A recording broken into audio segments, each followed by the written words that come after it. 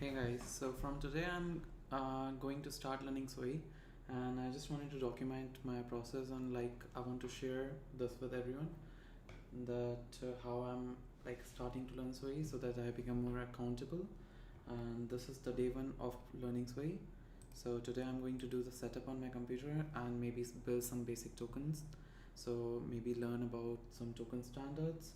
I have already learned like ERC20, ERC721 on AVM. So basically I've done Solidity programming for the last 3 years, and maybe I will start to learn the SOE standards today. So let me just set up SOE on my computer.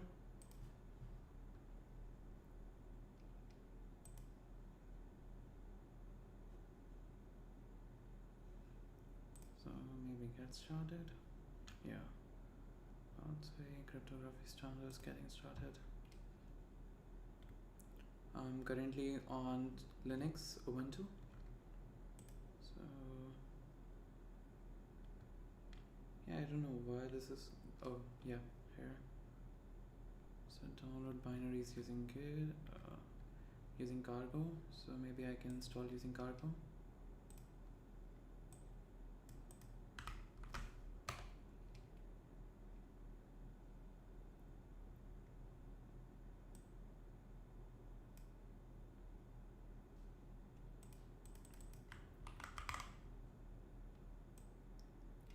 Let's see how much time does this take.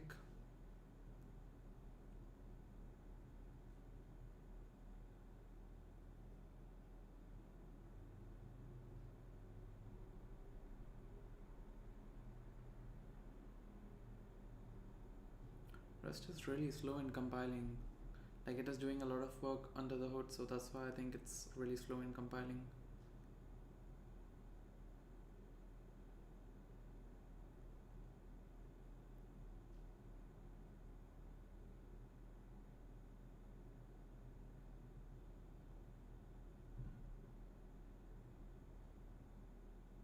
It's gonna take some time, I think.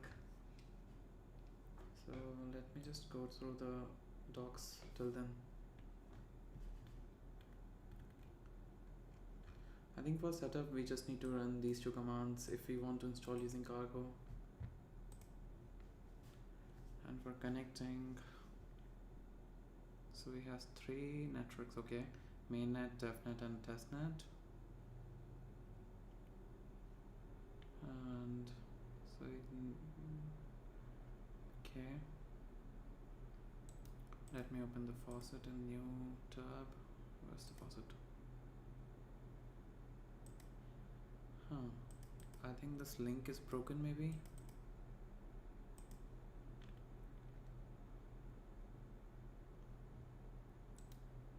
Sure, okay. On Discord, don't they have a web faucet?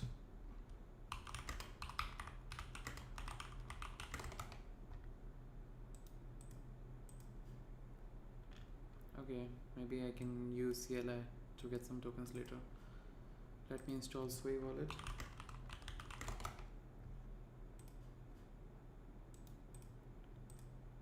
So we have, I think, a few different options. I think these two were the most famous ones, Sway wallet and Sweet.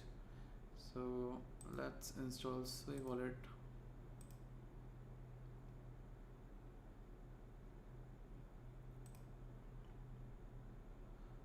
Okay, maybe not through Google. Option they have, okay, create a new passwords.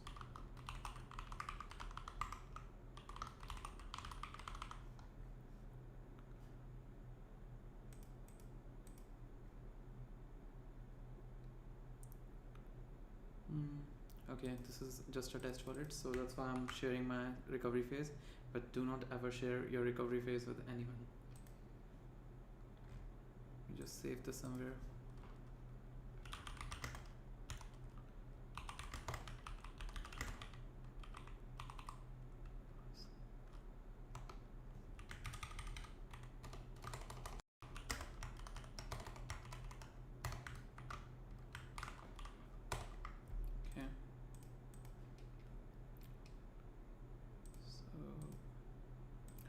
SOE wallet is now installed. And what about the CLI? It's still installing. So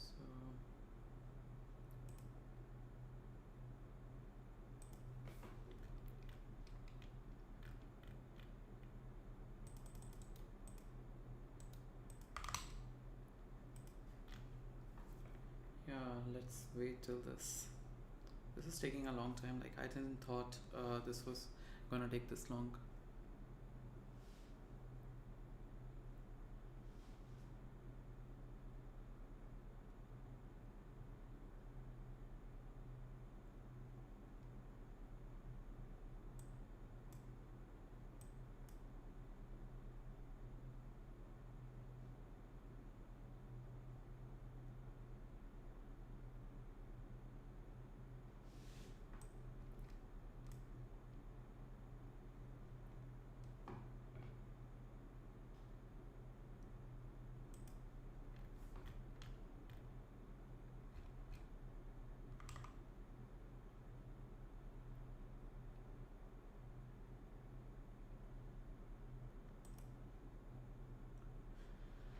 Okay, if we go to write your move package documentation, then I think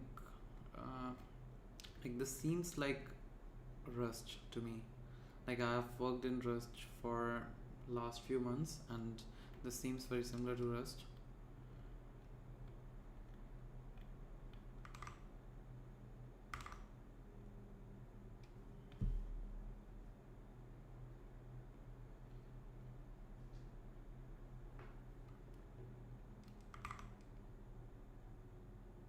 Okay, I think that is now installed. So I have to update the Rust version. It's gonna take some time.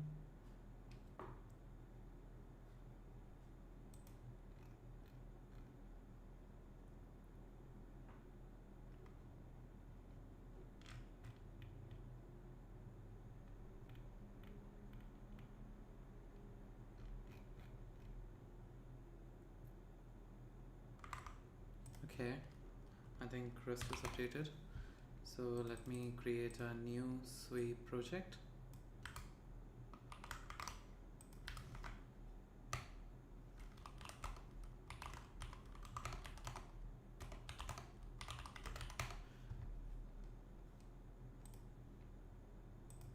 Okay.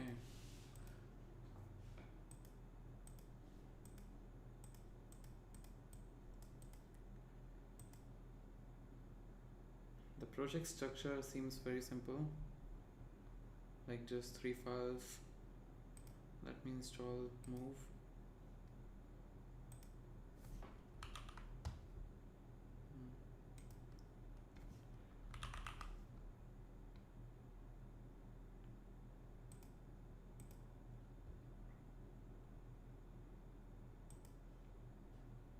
Okay.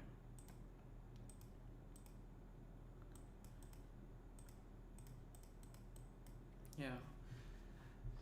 So this seems like a common cargo file, but with move .toml name. Has one dependency SOE, which is coming from this package.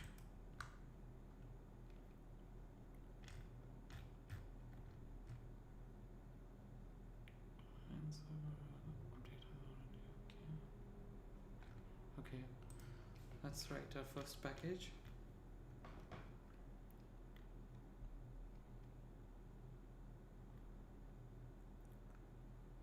I think they are trying to create a game with a player can create some forge, and the forge can forge swords, and sword has some magic with strength, and the forge has number of swords created.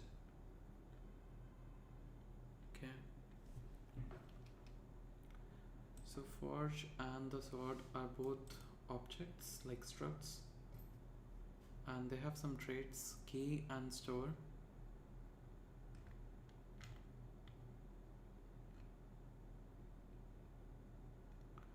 Let's see what these means.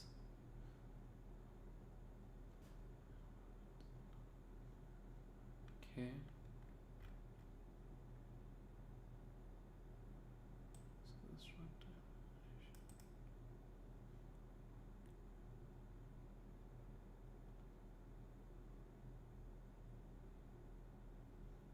Okay, so if a struct has the type key, then it can be transferred between addresses. So it's like something like a token which can be transferred between addresses, and the store ability on the struct provide the ability to appear in other structs fields and be transferred freely. Okay, this is a little complicated, but I think the store, like if a object has store criteria, then I can use the sort in some other object. So like a forge can have sorts, like it can store sorts, something like that. Okay, let's try to write this.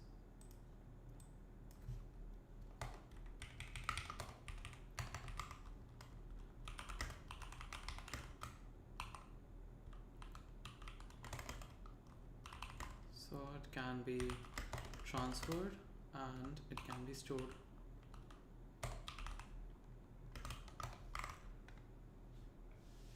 Okay. So in Rust, they usually use pub, and here is just public instead of pub.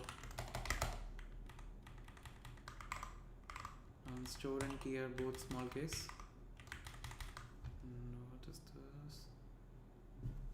Okay, so if I use the key property, then a key trait, then it must have a property ID, which should be of type SWI object UID. Yeah, it makes sense. Like if you want to transfer an object between different addresses, you must be able to uniquely identify that object. So that's why I think they have this ID property.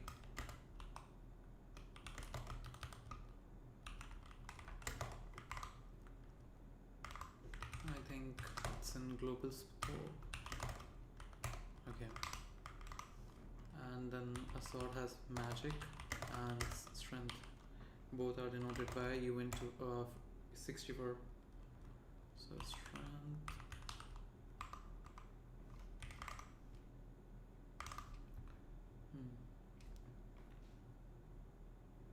The field magic is unused. Strange. Okay, let's create another struct. Forge as key, which should have ID because it is using key, and it should have like total forged name. What sorts created? Okay. Sorts created.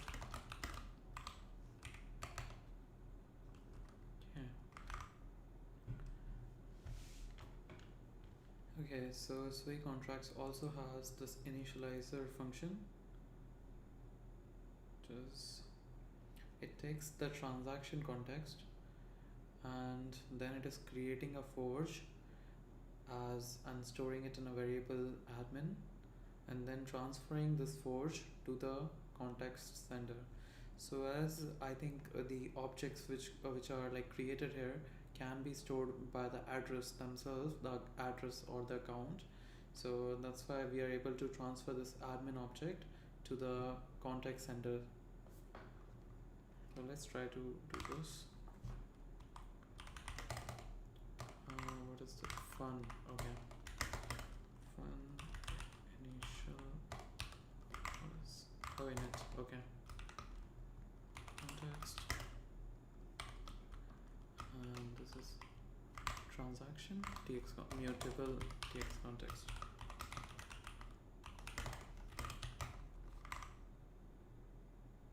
Okay.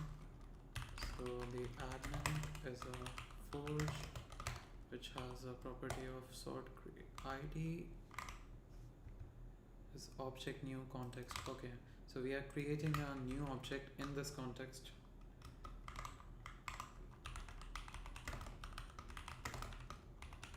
Context, and sorts created should be 0 as this is the object which is just created.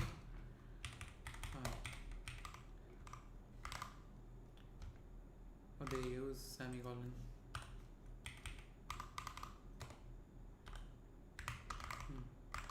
So now we have to transfer this object to the context sender. So the creator of this transaction, we want to transfer the admin object to the context sender. Okay.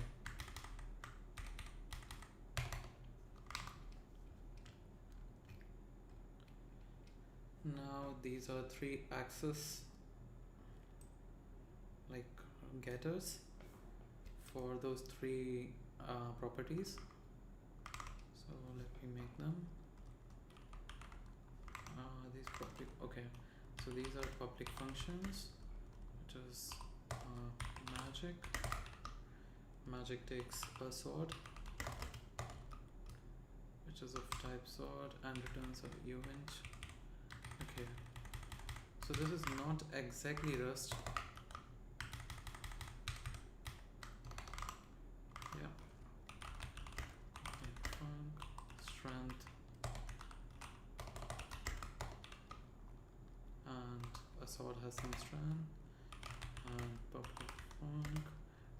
Swords created, which is a property of forge. Okay.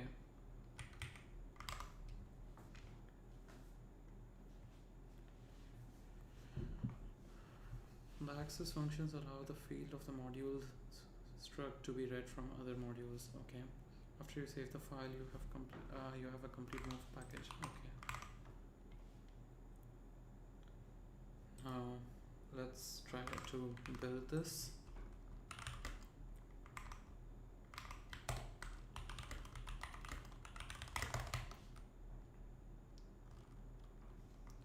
Okay, so it built without any problem. So we have the bytecode, I think. Okay. Yeah, we have the bytecode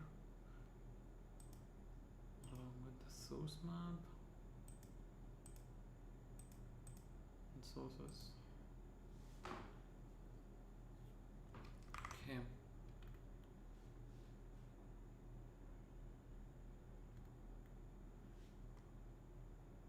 Now I think we should write some test.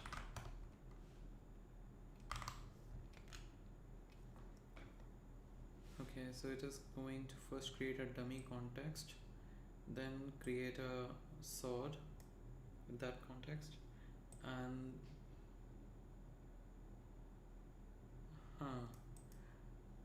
so apparently if we create these getters, these will act like methods. So if we go to the source, and now the sword will have a method magic. Okay, that's interesting.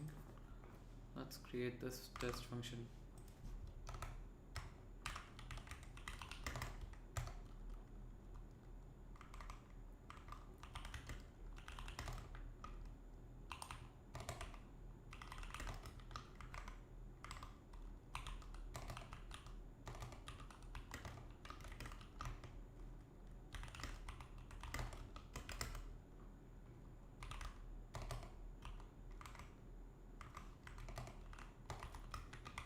Context.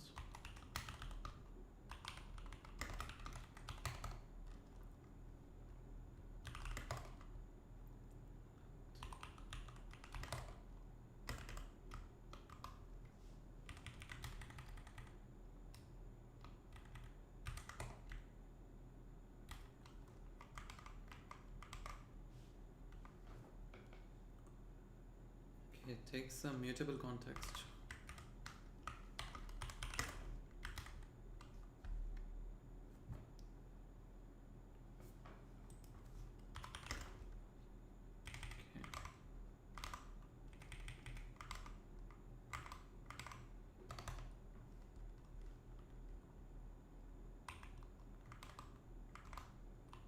So they have a macro assert on sort dot magic, and it should be 10 and sort out strength should be 20.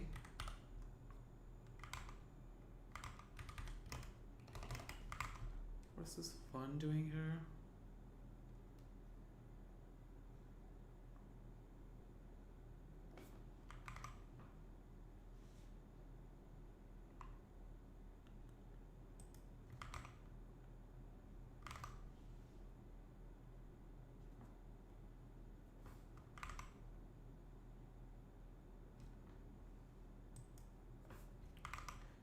I don't know why this is giving this error. Invalid return. The local variable sort still contains a value. The value does not have a drop attribute and must be consumed before the function returned. Okay. So I think sort will not drop. Let me check the previous package and see if I did something different or the same. I think I did everything exactly this way. Yeah, so it is giving the same error. Okay. It's good that the VS Code itself is showing this error, like instead of first compiling, then it shows the error. So this is really good. Okay, so as we have to use the sort which we create in this function, so I think they are transferring the sort to a dummy address. Like we have to consume this. This cannot be thrown away.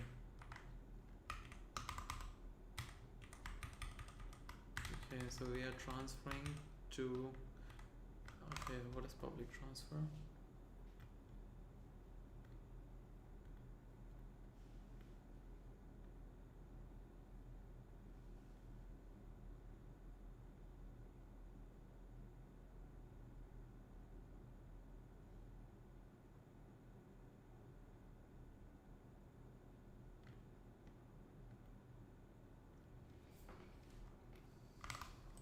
Okay.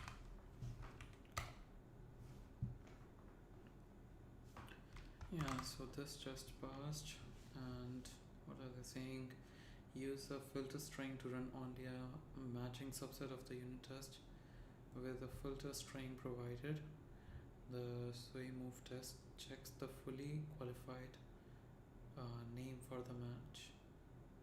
Address module function name. Okay.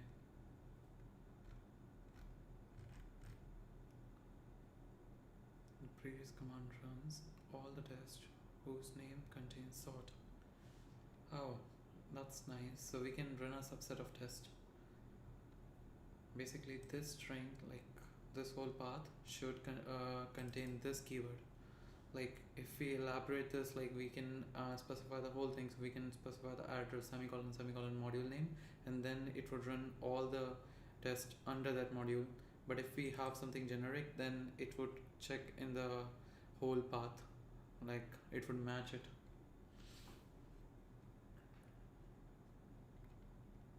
Okay.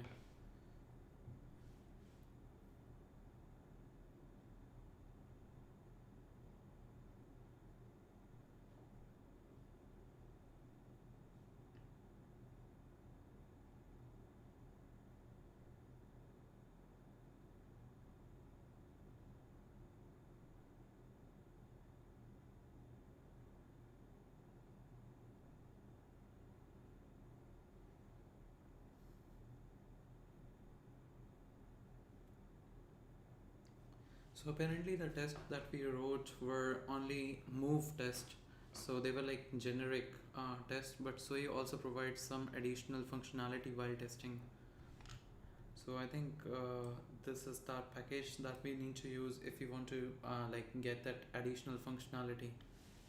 So we can start a session, a transaction session, sorry, a scenario session, and in that session we can do a lot of different transaction, and they would all hold the state, like have some kind of state.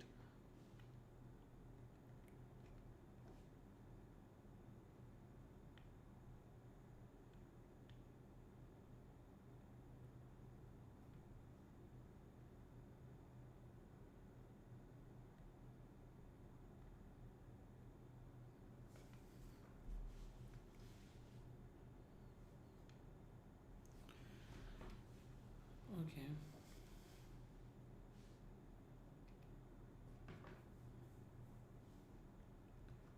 So let me add this create sort function.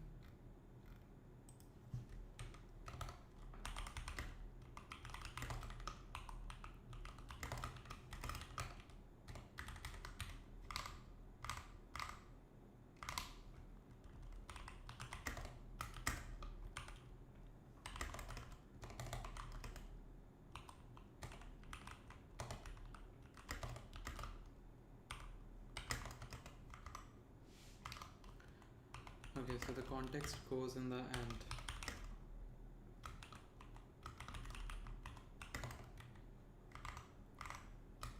It returns a sort.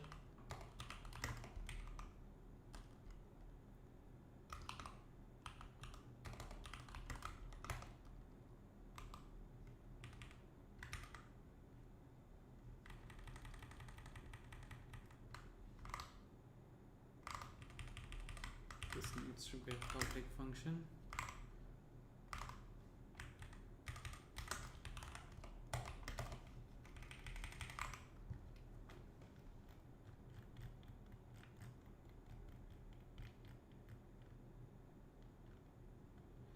Okay.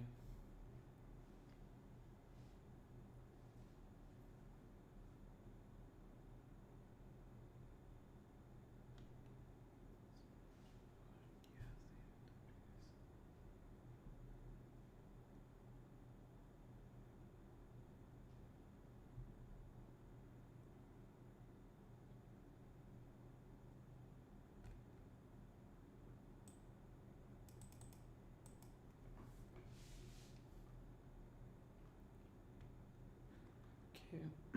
So let's test this transaction.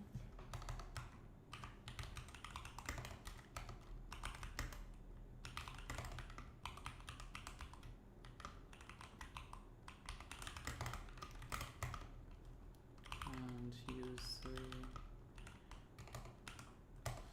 scenario, or it was test scenario.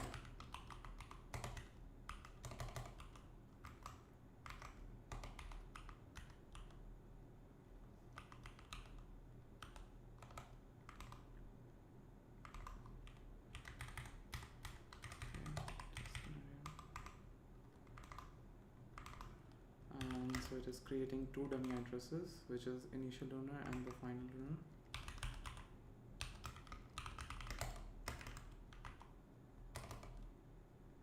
Okay, so 0x. I think it must be hexadecimal. So let's create ADD1 and let new owner ADD2. Then it is creating a scenario with the initial owner being the caller. So let mutables scenario.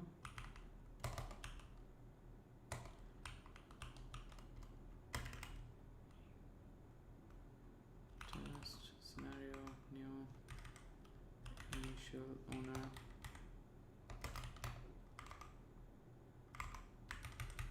Okay. Close this. Oh, it's begin. Yeah. And in this scenario, it is first creating the sort and then transferring the sort to the initial owner. Okay.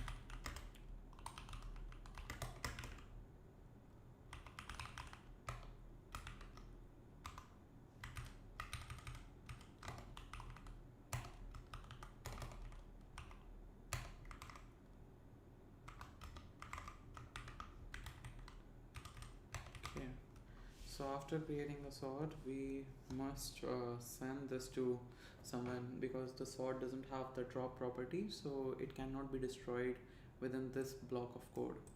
So we have to send this to another address.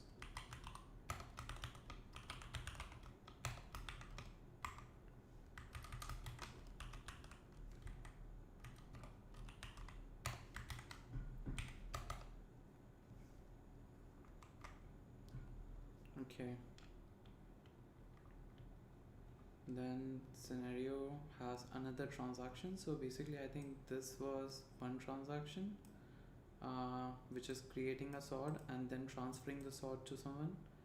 And this is the second transaction, which is taking the sword from the sender, and the sender is the initial owner in this case. So taking the sword from him and then transferring it to the final owner or the new owner in our case. So I think scenario dot next transaction, or what was it? Next TX, okay. Caller is the initial owner, and in this transaction we are taking the sword. So for taking the sword, it is scenario dot take from sender, and the type of object is the sword, and then transferring the sword to the new owner, basically. Yeah.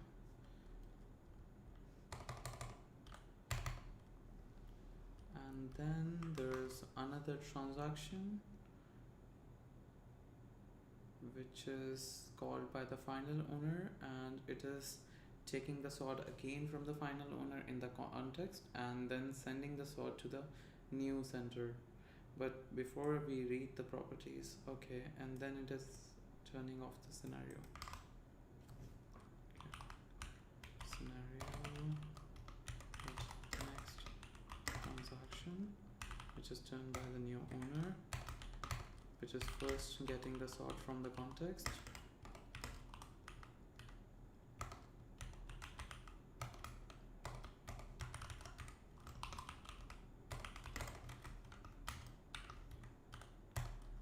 And then transferring the sword back to the initial owner. But before doing that, we need to check if the properties of sword are the same as we initially defined. So the sword that we are getting has the same magic, which is double equal here, and sword.strand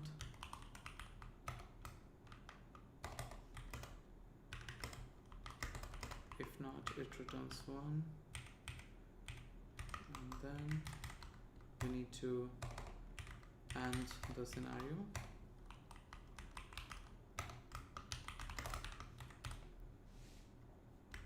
Okay, so let's test it out. Yeah, so both tests passed. So the sword was created initially, then it was transferred to the initial owner, and then the second transaction it was transferred from the initial owner to the final owner. Then in the third transaction it was taken from the final owner, and then the properties were checked to the initially created properties, and then it was returned back to the final owner only. Okay, so it was not transferred back to the initial owner, but it was checked, it was sent back to the final owner, and then the scenario was ended. Okay.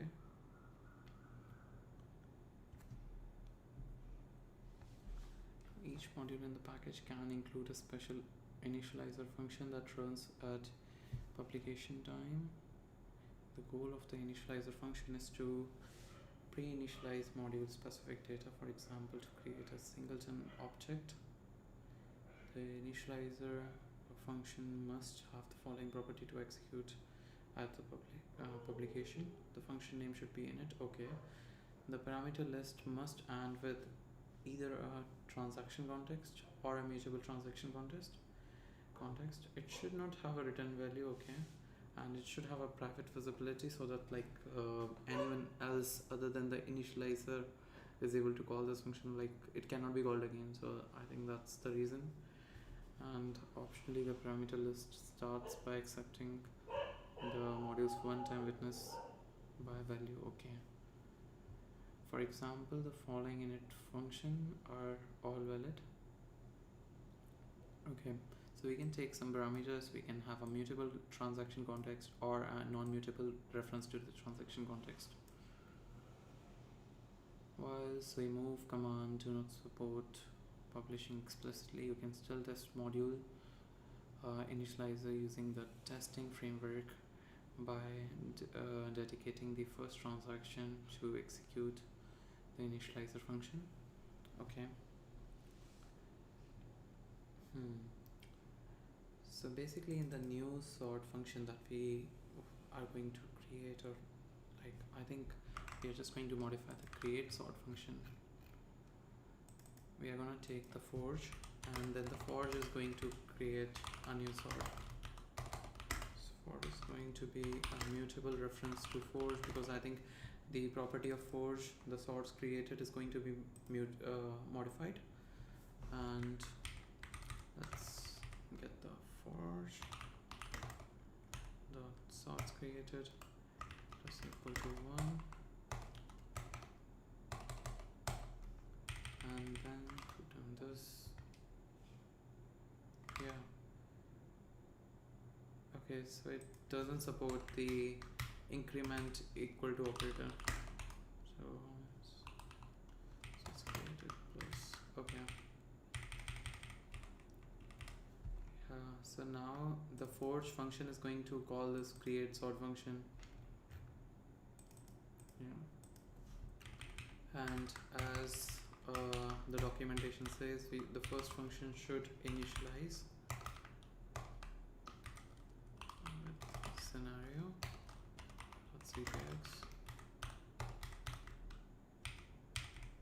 and now the scenario should have a next transaction, which is done by the admin himself, which takes the forge to scenario dot take from sender, and it takes the forge from the sender, and then the forge function is going to call this. Okay, so forge should be a mutable reference, and after we transfer the sort, we must transfer the forge back to the sender. So dot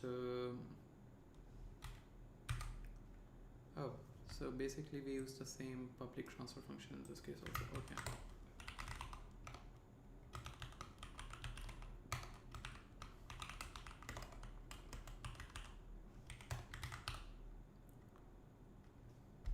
Strange. Okay.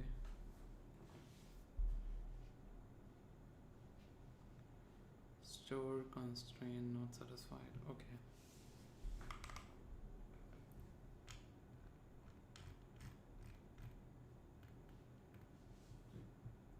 So it is returning to sender instead of doing the public transfer. Okay.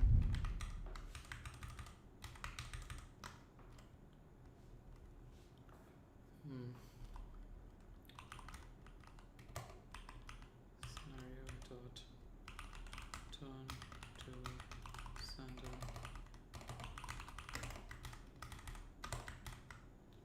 Forge. Okay. Now it has created one sort. So let me check the property of forge.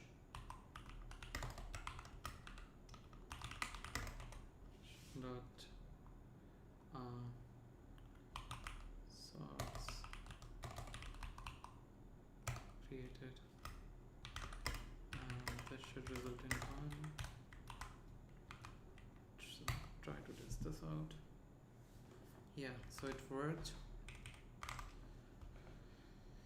So basically what were they doing? They were first getting the forge, and it initial sort create count is 0, and then they were creating a sort using this forge. Okay, next. Before you can call the function in a move package beyond an emulated SWI execution scenario, that package must be available on the SWI network.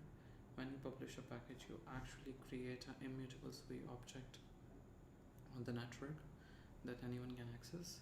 To publish a package on the SWI network, use the publish CLI command, in the root of your package, use the, just a minute.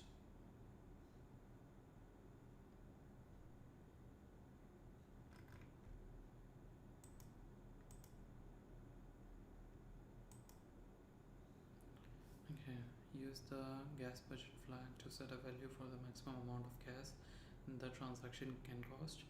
If the cost of the transaction is more than the budget you set, the transaction will fail and your package doesn't publish. If the published transaction is successful, your terminal or the console will respond with the details of the published transaction separated into sections, including the transaction data, transaction effect, transaction block events, object created, object changes, and the balance changes. Okay. In the object changes tab, you can find the information about the package you just published in the published object sections. Your response has the actual package ID that identifies the package. Instead of package ID, it would be in form of, okay, so it would be an address of the package. Your current active address has the 3 objects or more if you have objects prior to this example. Assuming you are using a new address running the SOI objects, let me try to run this and see what happens.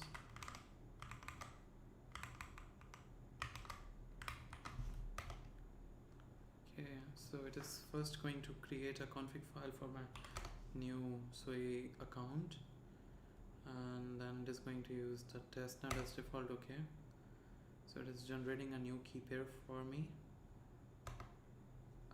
Okay, I need to choose the scheme.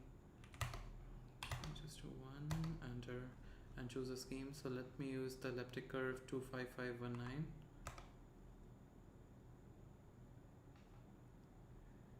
Okay, so it generated a new one. And if I do SOI client objects, so now I don't have any objects under this address, which makes sense because I just created the new address. And let me just publish this package.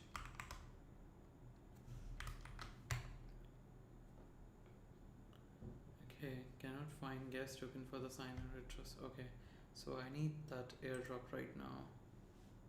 SOI client faucet. Okay. Request received. And what's the address of this?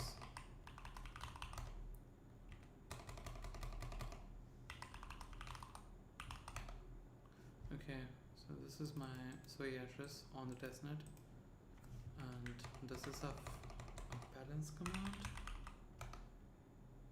Yeah, so I think I got one SOI airdrop, and let me try to publish this package now. Okay, insufficient gas. Let's see what they do.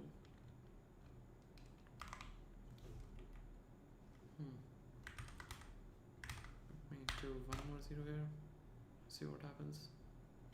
Okay, so I think it pushed the package on SOI network.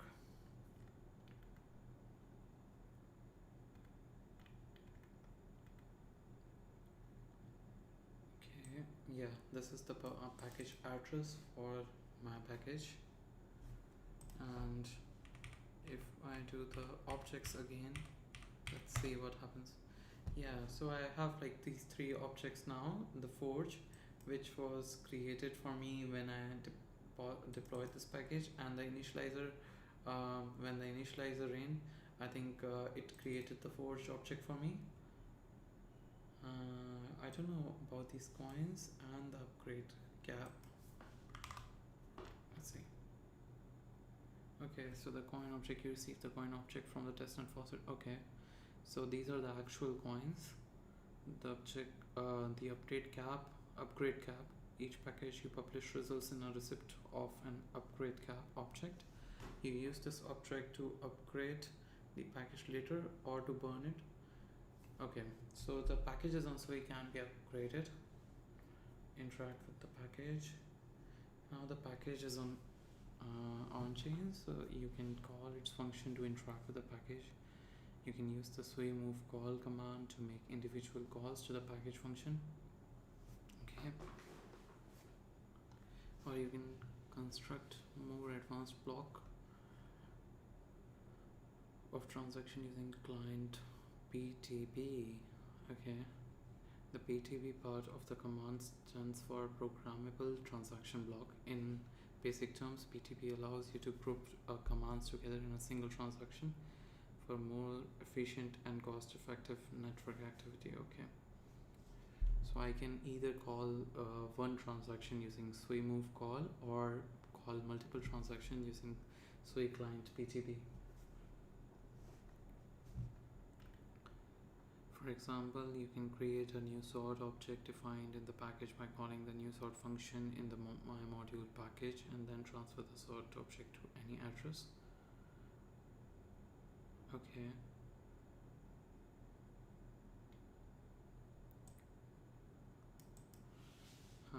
So the forge is assigned a value, then the to address is assigned a value. But what was the to address?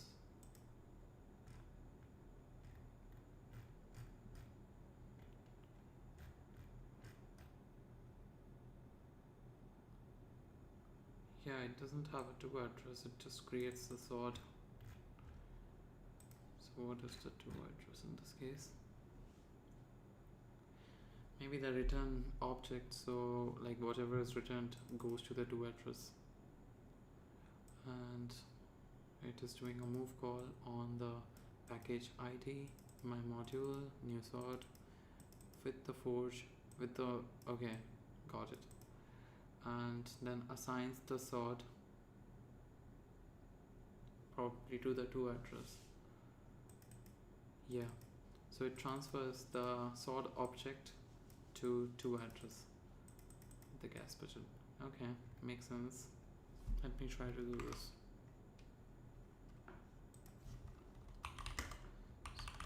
Client PTB, and it is doing a assign. So we are first assigning the forge variable to the address. I think this is the forge,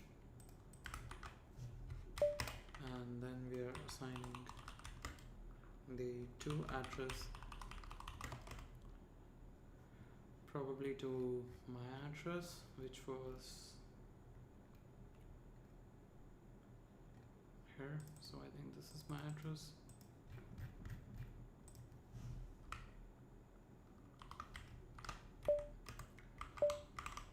And then it is doing a move call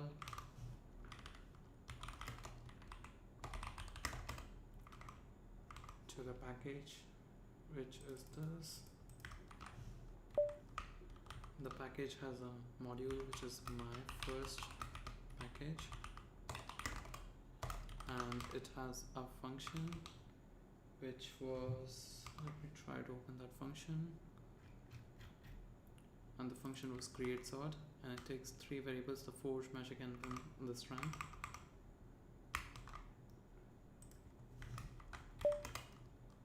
Takes the forge, magic, and strand, and then it assigns the sort. Okay, so basically I think move call, so till here is another transaction which is having these two variables assigned, and then it is calling this package, this function in this package on this address, along with these three arguments to that function, and then it is doing another transaction which is assigning the sort to, and then it is calling the transfer object function objects, which is taking a list of objects, I think, and in this we are just passing one object to sorts to address, and then we have a gas limit,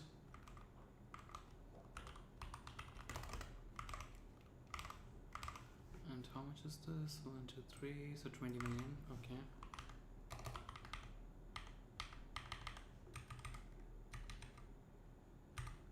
20 million. Let me try to run this and see what happens.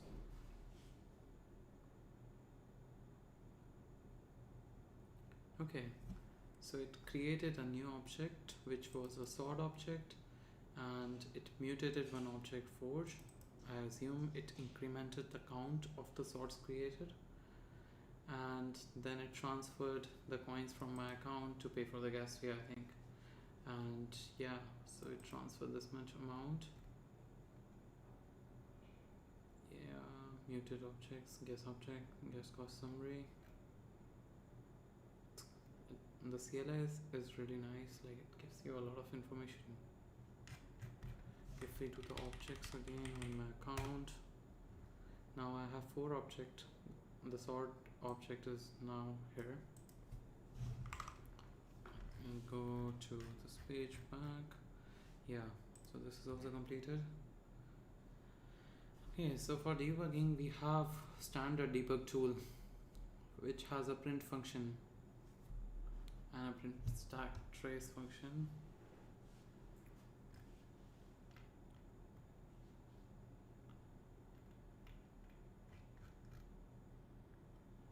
Move does not currently have a native debugger. You can use this module, however, to print arbitrary value to the console.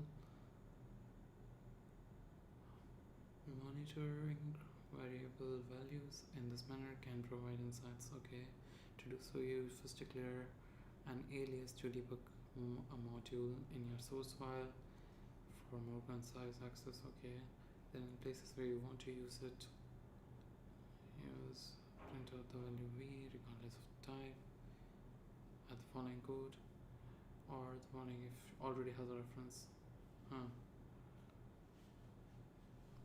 Okay, so for any type we can use this.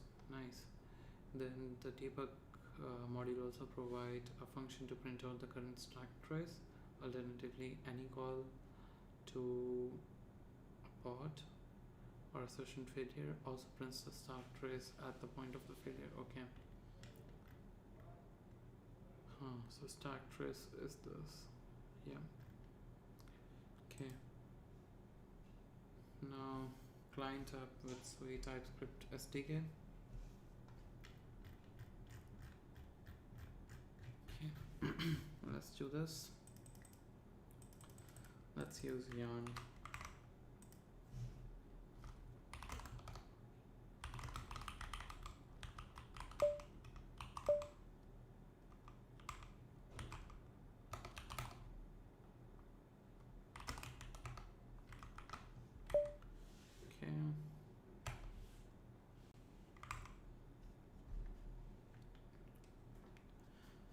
Provides a low-level functionality needed to interact with SWI ecosystem using TypeScript. You can use it in any TypeScript or JavaScript project, including web apps, Node.js apps, or mobile apps written with tools like React Native that supports TypeScript. Okay, what is a DAppKit? React Hook components and utility that make building apps on SWI straightforward. For more information on DAppKit, see this. Okay. To get started, you need a React application. I think this is going to create a React application for us. My first this author.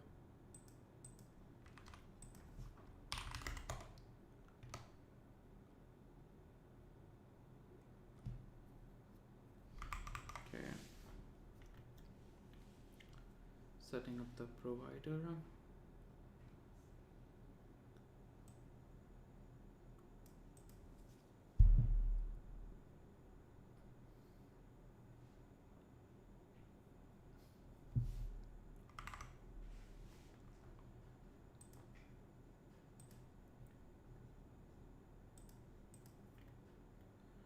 It already has a provider set up here, the client provider, and it has basically these 4 networks. 3 are the public networks and 1 is a local network. Installing the dependencies, and it also has a SWI client provider. and then a wallet provider which has a auto connect property. Let's see, and let me try to get some airdrop tokens in this wallet. We are using testnet.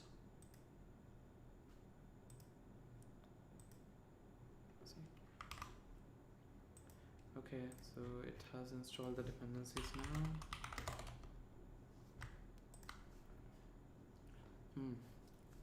Seems quite nice starter kit.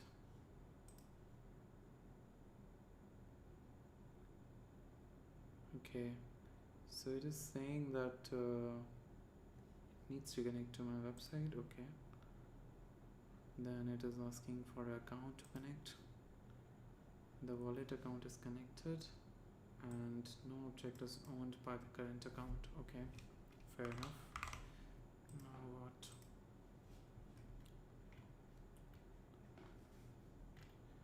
Okay, connecting to a wallet. Yeah, we are connected. Then it is checking if the account is connected or not. If it is connected, then it is saying that okay, object owned, and object owned is just going to be a list which contains the object IDs. Okay, that was really useful. Okay, so I think that was it for today, and tomorrow I will start with Sui 101. Hope to finish this soon. Okay, bye guys.